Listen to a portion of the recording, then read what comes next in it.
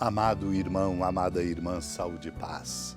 Aqui estamos para iluminar o nosso caminho, a nossa vida, com a força da palavra de Deus, que é luz para o nosso caminho e lâmpada para nossos pés, como nos diz o Salmo 118. Nosso desafio humano e existencial é sempre grande, ante a demanda de discernimento e das escolhas que fazemos, como nos adverte o tratado sobre as bem-aventuranças evangélicas de um bispo chamado Balduíno de Cantuária.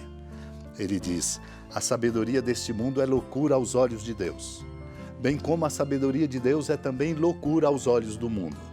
A linguagem da cruz é loucura para os que se perdem. Lembremos-nos do apóstolo Paulo escrevendo aos Coríntios. A linguagem da cruz é, de certo modo, a da pobreza e do sofrimento. Costumamos dizer: a pobreza é uma cruz, o sofrimento é uma cruz, mas os filhos de Deus, os filhos da luz, compreendem a sabedoria de Deus. Os filhos deste mundo, porém, no trato com os seus semelhantes, são mais sagazes que os filhos da luz. Por isso, os filhos do mundo e os filhos da luz consideram-se uns aos outros estultos e insensatos. Aqueles estão voltados para as vaidades e falsas ilusões, enquanto estes amam como sendo luz a loucura da pregação pela qual Deus quer salvar os que creem.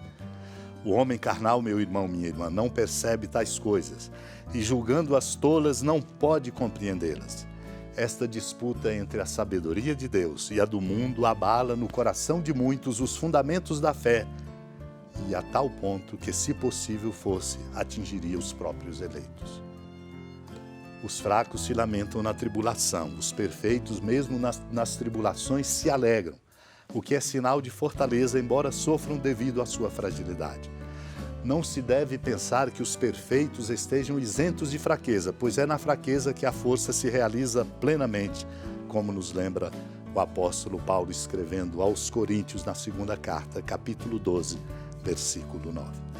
Naquele tempo disse Jesus aos seus discípulos: não junteis tesouros aqui na terra, onde a traça e a ferrugem destroem e os ladrões assaltam e roubam. Ao contrário, juntai para vós tesouros do céu, onde nem a traça e a ferrugem destroem, nem os ladrões assaltam e roubam. Porque onde está o teu tesouro, aí estará também o teu coração. O olho é a lâmpada do corpo. Se o teu olho é sadio, todo o teu corpo ficará iluminado. Se o teu olho está doente, todo o teu corpo ficará na escuridão. Ora, se a luz que existe em ti é escuridão, como será grande a escuridão?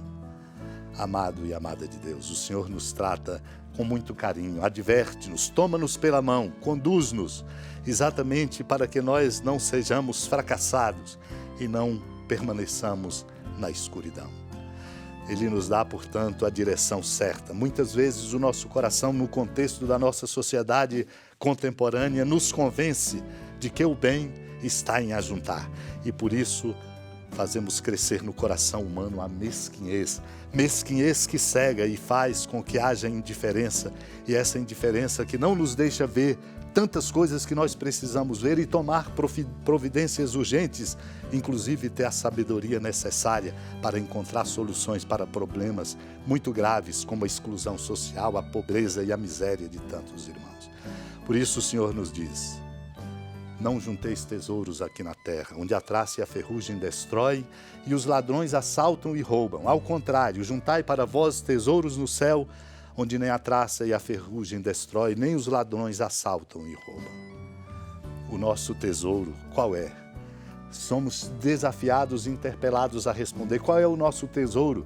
Porque onde está o nosso tesouro, diz o Senhor, aí estará também o nosso coração. Porque o olho, diz ele, é a lâmpada do corpo. Se o teu olho é sadio, todo o teu corpo ficará iluminado. Um olho sadio só é possível com uma interioridade bem edificada na bondade, no amor, no respeito a cada pessoa. Assim nos iluminaremos. Mas se o olho for doente, o corpo todo ficará na escuridão. Se a luz que existe em cada um de nós é escuridão, como será grande a escuridão? Exclama o Senhor.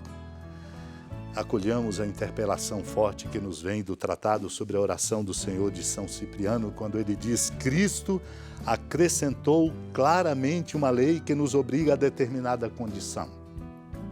que peçamos a remissão das dívidas se nós mesmos perdoarmos aos nossos devedores, sabendo que não podemos alcançar o perdão pedido a não ser que façamos o mesmo em relação aos que nos ofendem. Por esta razão, meu irmão, minha irmã, ele diz em outro lugar: com a mesma medida com que medirdes, sereis medidos. E aquele servo que, perdoado de toda a dívida por seu senhor, mas não quis perdoar o companheiro, será lançado no cárcere. Por não ter querido ser indulgente com o companheiro, perdeu a indulgência com que fora tratado por seu senhor. Cristo propõe o perdão com preceito mais forte e censura ainda mais vigorosa. Quando fordes orar, diz ele: perdoai se tendes algo contra outro, para que vosso Pai que está nos céus vos perdoe os pecados. Se, porém, não perdoardes, não recebereis o perdão do vosso Pai, que não vos perdoará os vossos pecados. Não te restará a menor desculpa no dia do juízo, quando serás julgado de acordo com a tua própria sentença, e o que tiveres feito, o mesmo sofrerá. Meu irmão, minha irmã, que essa interpelação nos coloque num caminho, em uma dinâmica, em um comprometimento profundo de ter um coração puro, bom, porque é bom ser bom. A Deus, pela intercessão da amada Mãe Maria, supliquemos esta graça. Senhora da piedade, Mãe Virgem do Cristo Deus. Lembrai-vos, ó piedosíssima Virgem Maria, que nunca se ouviu dizer que alguém daqueles que, tendo recorrido à vossa proteção, implorado a vossa assistência e reclamado o vosso socorro, tenha sido por vós desamparado. Animado com igual confiança, a vós recorro, ó Virgem das Virgens, e gemendo sob o peso dos meus pecados, me prostro a vossos pés. Não desprezeis as minhas súplicas, ó Mãe do Verbo encarnado, mas dignai-vos de as ouvir propícia e de me alcançar o que vos peço. Amém. Feliz padroeira de um povo a lutar, a gente mineira te quer exaltar,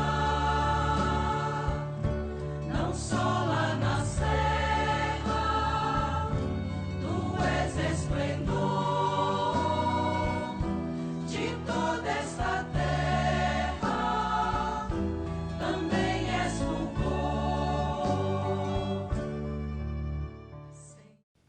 Amado irmão, amada irmã, com a alegria do Santuário Basílica da Padroeira do Estado de Minas Gerais, a Senhora da Piedade, que da sua casa de clemência e bondade nos acompanha e nos abençoa, do alto da serra, magnífica arquitetura divina, a bênção de Deus, amor misericordioso, Pai, Filho e Espírito Santo desça sobre sua família, sustente sua vida, proteja sua casa, fecunde o caminho missionário de nossa igreja, nos encha de sabedoria e permaneça conosco para sempre.